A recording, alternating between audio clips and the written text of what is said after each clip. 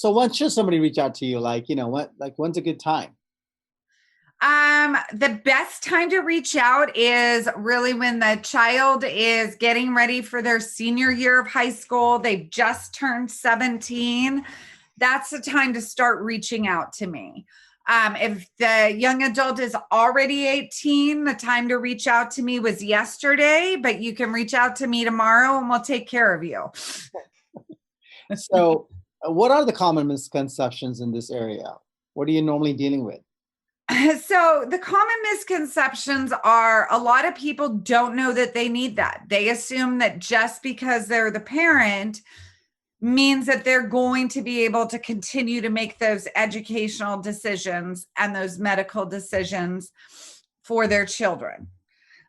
They assume, well, I'm already the parent. I have rights just because I'm the parent. And unfortunately, it's not true. A lot of times medical providers will work with you if you're seeing the same people. Mm-hmm. But what happens when that child graduates high school and we want to get new services put in place? We want to get them qualified at the regional center. Or what happens if they need to apply for some sort of public benefits? That's where the issues crop up, or maybe the pediatrician's not going to see them anymore, so they need a new doctor, or there's an emergency and they have to go to the hospital. That's where issues crop up. And because the child is 18, nobody looks at the fact, well, my child's nonverbal, they have developmental delays, maybe they function at the level of a 5-year-olds. They can't make these complex decisions for themselves. And so a lot of times the issues arise thinking that, well, just because I'm a parent, I can still act like a parent legally. Okay.